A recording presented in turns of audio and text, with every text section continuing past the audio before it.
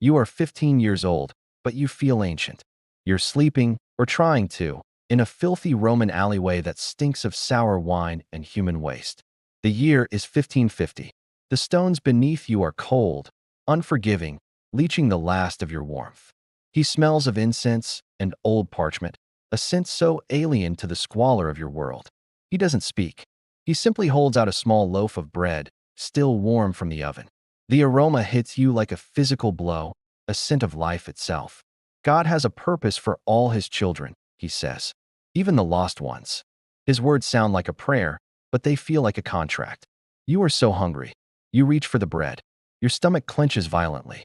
Every instinct screams to snatch it and run. Michelangelo's dome was rising to touch the heavens while thousands of orphans, cast adrift by endemic plague and the endless Italian wars, starved in the gutters below. These children were a disposable resource. For men of wealth and influence, particularly those within the church, they were perfect prey. Anonymous, desperate, and utterly alone.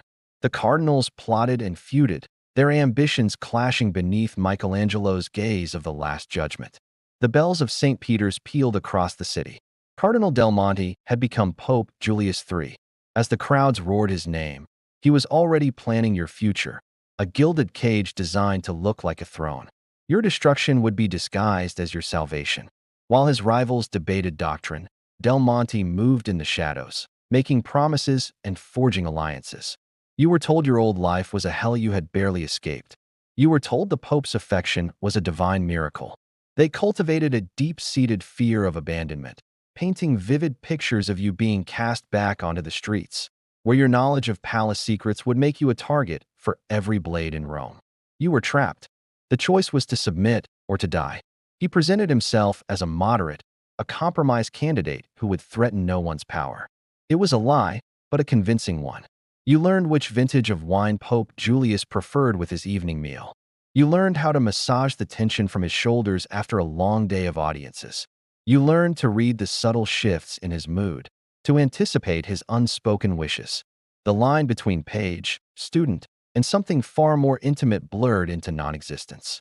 You were being trained to be his perfect companion in ways that made a cold dread settle deep in your bones. You learned to read Latin and Greek, to debate philosophy, to carry yourself with the languid grace of a nobleman. A clumsy bow resulted in hours of forced practice until your muscles screamed. Any sign of your old life, a lapse into street slang, a flicker of fear in your eyes, was met with cold lectures about ingratitude. They constantly reminded you of the gutter from which you were plucked. The Holy Father saved you from a dog's death, they would say. Gratitude is the only sentiment you are permitted to feel. They were not teaching you. They were breaking you, like a wild horse, until your will was no longer your own. But this was not education for enlightenment. It was training for a performance. Every lesson was designed to make you more pleasing, a more articulate and refined ornament for the Pope's court. If one vanished, who was there to ask why? Just weeks before, Pope Paul III had died, leaving the throne of St. Peter vacant. The boy who washed in the Tiber's murky water was now bathed by servants in tubs of perfumed water so hot it made you cry out. They scrubbed you with a clinical, detached roughness, as if preparing a prize animal for show. Every inch of your body was examined, noted, cataloged for the Pope's private review. They weren't just cleaning you, they were erasing you. The street urchin was being scoured away, leaving behind a clean, blank slate upon which the Pope could write his desires. The papal conclave was about to begin. From every corner of Europe, cardinals converged on Rome, each one scheming, bribing, and praying for the ultimate prize. Del Monte was a strong candidate, but he was dogged by rumors, whispers in the Vatican's frescoed corridors about his particular tastes. To win, he needed to project an image of unimpeachable holiness. He needed a cover story. You, a poor orphan rescued from the streets and elevated through his Christian charity, would be his masterpiece of deception. His beautiful, tragic lie. The system of exploitation was a well-oiled machine, hidden beneath layers of piety and public ceremony. Hunger is a constant, gnawing beast in your belly, a pain so familiar it has become a part of who you are. His household staff included specialized scouts, men who walked the poorest quarters of Rome not with alms, but with a predatory purpose. They knew the abandoned hovels where you sought shelter from the rain. They knew you fought feral dogs for discarded scraps. They even knew your real name, Innocenzo, a name you hadn't heard spoken aloud in years, a cruel irony that would soon become infamous.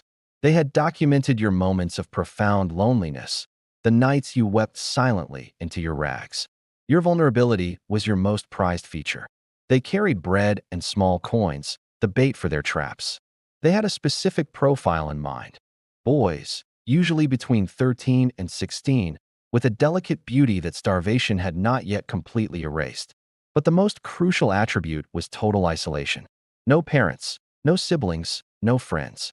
No one who would light a candle for a soul that had simply disappeared. It is not the pity you sometimes see in the eyes of wealthy women, nor the contempt of the city guards. It's something else. A meticulous, assessing look. The look of a collector who has just found a rare and perfect specimen. You don't know it, but this man is not just a cardinal. He is a contender for the papal throne, a man whose ambition is matched only by his appetites. And for weeks, his agents have been watching you, charting the geography of your despair. You are startled from a shallow, shivering sleep by a shadow falling over you. You flinch, expecting a kick or a curse. You will be draped in the scarlet silks of a cardinal yourself, a living, breathing scandal known across Christendom as the Pope's boy favorite. But right now, you are just a starving child. The bread is your salvation. The man's eyes are your damnation. You don't understand that in taking the former, you are shackled to the latter. This isn't charity. It's an acquisition. He isn't saving a soul. He is purchasing a body. Instead, you see a pair of shoes. Not the worn leather of a soldier or the rough sandals of a friar, but shoes of deep crimson silk, impossibly clean. They seem to glow in the gloom of the alley. Your eyes travel up, past a robe of the finest wool, to a hand adorned with rings that glitter with a king's ransom. Each gem represents a feast, a warm bed, a life you cannot even dare to imagine. The man standing over you is Cardinal Giovanni Maria del Monte. You don't know his name. You only know power when you see it. But you hesitate. His gaze holds you captive. In a few short months, the filth of this alley will be a distant memory, replaced by the gilded halls of the apostolic palace. He finally speaks, his voice a low, melodic purr that seems to vibrate in the air. Rome in the mid-16th century was a city of savage contradictions. Cardinal Del Monte was a master of this machine. You were the perfect candidate. His scouts had compiled a dossier on you, and your timing was impeccable. The conclave was a brutal affair, lasting over 2 months in the sweltering confines of the Sistine Chapel. On February 7th, 1550, white smoke billowed from the chimney. Your transformation was immediate and jarring. Then came the education. Tutors, stern-faced priests with eyes that held no warmth, were assigned to you. Punishment was swift and methodical. A mispronounced vowel in Virgil earned you a sharp rap across the knuckles with a birch rod. The psychological conditioning was the most brutal part. They created a suffocating bubble of dependency. As the weeks turned into months, the lessons became more personal. The palace was filled with other boys, pages, and attendants from noble families. They moved with a practiced caution, their eyes darting nervously. How they began with gifts and soft words, but always ended in a room at the far end of the papal apartments. A room with a reinforced door and no windows. A room from which boys sometimes emerged silent and hollow-eyed, and sometimes didn't emerge at all. You saw in them a reflection of your own future. He'd sit on the edge of your bed, his hand resting on your leg, and speak of divine love. You learned to fake the responses he wanted, to perform compliance while your soul fractured. Pope Julius began hosting private suppers for cardinals and ambassadors who shared his tastes. On May 31st, 1550, Pope Julius III, citing your precocious wisdom and divine favor, declared his intention to make you a 17-year-old former street urchin with no family and no theological training, a cardinal of the Holy Roman Church. The Venetian ambassador wrote in a coded dispatch that the Pope had taken his bedfellow and made him a pillar of the Church. We unearthed the stories that time has tried to forget. As you knelt before Julius, you could feel the combined weight of the other cardinals' disgust. Their smiles were brittle, their congratulations were laced with ice. The abuse grew more inventive, more degrading. as if he took a perverse pleasure in defiling the very office he had bestowed upon you. He was not just abusing a boy, he was abusing a cardinal, an act of supreme blasphemy that seemed to thrill him. You began to have waking nightmares. Letters you attempted to write to the few distant relatives you remembered were intercepted by papal spies. The great Catholic powers, particularly Spain and the Holy Roman Empire, began to see Pope Julius not just as a sinner, but as a political liability. He commissioned portraits of you depicted as a young St. John, commissioned poets to write odes to your unworldly wisdom. The final break with reality came when he announced his plan to legally adopt you. He couldn't strip you of your cardinal rank without admitting the full scale of Julius's corruption and setting a dangerous precedent. But he wanted to make you his son, his heir, not just in spirit, but in name. This was madness. It would give you a claim to the Papal States, making a political dynasty out of a sordid obsession. Secret talks began about deposing him, an act that could trigger a schism and tear the Catholic world asunder. Pope Julius III collapsed while celebrating Massachusetts. Rumors of poison were rampant but unproven. For days, he lingered, delirious, his mind broken by fever and, perhaps, guilt. He called for you constantly, begging for a forgiveness you did not have the power to give. Then he died, and in an instant, the golden cage that had been your prison and your protection vanished. Assassination plots were whispered in the corridors of power. All of it, the entire crisis threatening to shatter 1,000 years of Christian unity, revolved around you. Around a hungry boy who had accepted a loaf of bread. But copies kept in the Vatican secret archives reveal a mind in torment. You wrote of longing for the simple honesty of starvation in the alley, a suffering that was at least your own. You wrote of death as a welcome release. They went through the rituals, but some visibly recoiled from touching you. You were a living mockery of their vows, their faith, their entire existence. The red hat of a cardinal is meant to symbolize a willingness to shed one's blood for Christ. Your red hat symbolized something else entirely. It was a brand, marking you as the Pope's property. Now, back to the scandal that nearly broke the Church. In name, you were a prince of the Church, with authority over vast dioceses and a vote in the next papal election. In reality, you were a prisoner, a traumatized teenager trapped in a golden nightmare. Others were cynical opportunists. If the Pope could elevate his concubine, what was to stop them from promoting their own sycophants and relatives? The rot began to spread. The court became a cesspool of nepotism and favor trading, all justified by the precedent Julius had set with you. Your days were a performance. You sat in consistories where the fate of nations was debated, your opinion never sought, your presence merely an embarrassment. Ambassadors bowed to you while their eyes filled with contempt. The court of the Holy Roman Emperor, Charles V, was apoplectic. The King of France threatened to break off diplomatic ties. Protestant propagandists, who had long accused the papacy of being the whore of Babylon, could not have invented a more perfect piece of evidence. The Pope had not just committed a sin, he had canonized it. In these debauched gatherings, you were the main entertainment, forced to perform acts of submission and humiliation for the amusement of powerful men. You learned that this rot was not confined to the Pope. It was a network, an ecosystem of exploitation that thrived in the heart of the Church. Bishops kept their own nephews, convents hid wards. The institution that preached chastity and sanctity was secretly feasting on the innocents it was sworn to protect. The abuse became a routine, a nightly ritual of terror. He introduced instruments of piety, restraints and implements he claimed were for teaching discipline and patience. The pain was exquisite, the damage internal, leaving no marks for the outside world to see. Your beautiful rooms, once a symbol of rescue, were now your prison cell. You belonged to Julius, body and soul. He called you his little lamb, his chosen one. He wove a tapestry of religious rhetoric and emotional manipulation, claiming your bond was a sacred mystery, a reflection of God's love for the Church, demanding absolute faith and absolute secrecy. One of them, a boy named Marco who had been there for years, pulled you into an alcove one night. He was explaining the concept of agape, of selfless, divine love. His hand moved from your shoulder to your chest, his touch lingering, possessive. You stiffened, a primal alarm bell screaming in your mind.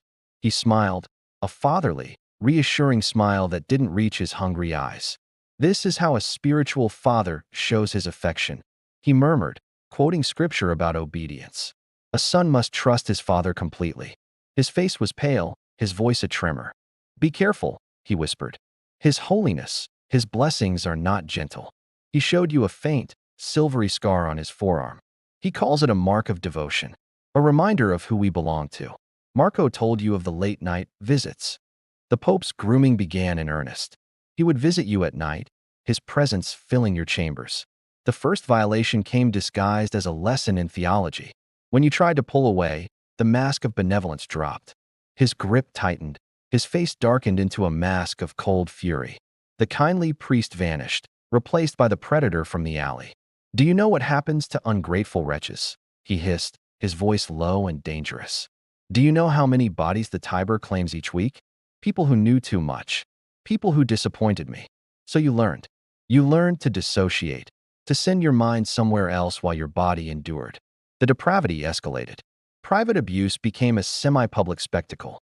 Then came the announcement that sent a shockwave across all of Europe. The outrage was immediate and volcanic.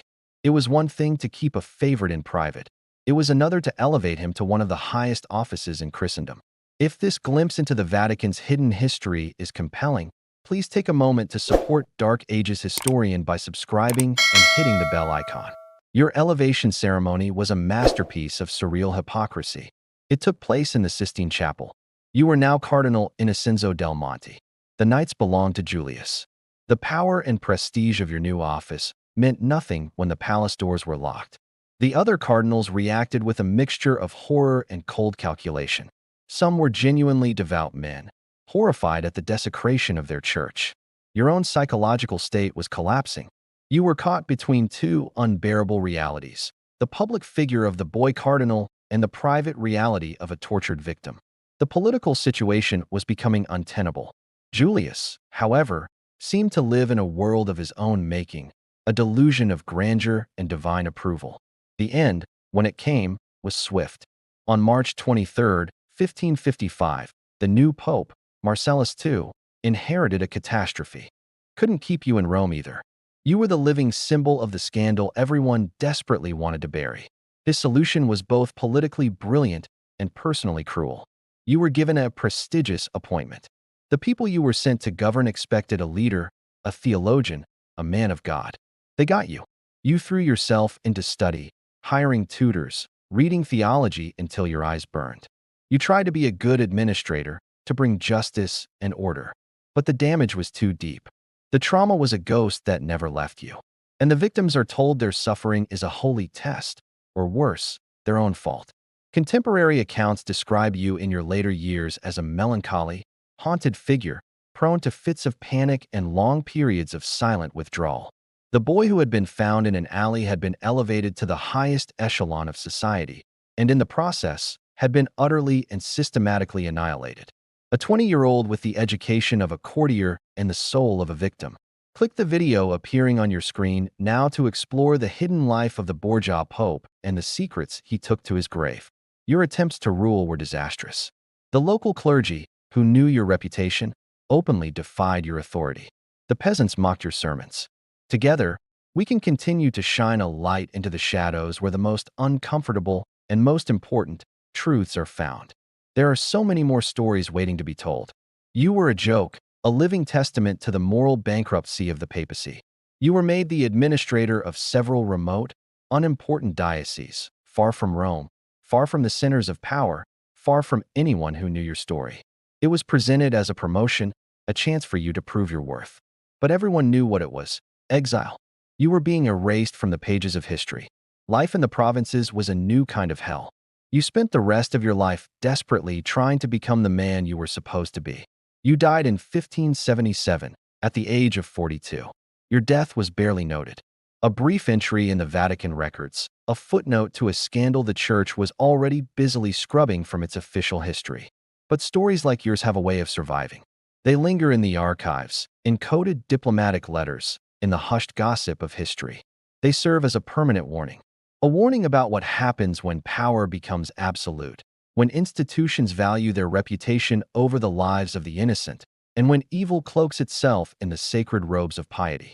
These patterns are not confined to the 16th century. They echo through time. Predators seek power. Systems protect predators. If this journey into one of history's darkest chapters has compelled you to question the official narratives, I have uncovered another story of power and corruption you will not want to miss. And if you believe these forgotten voices deserve to be heard, press the subscribe button for Dark Ages Historian.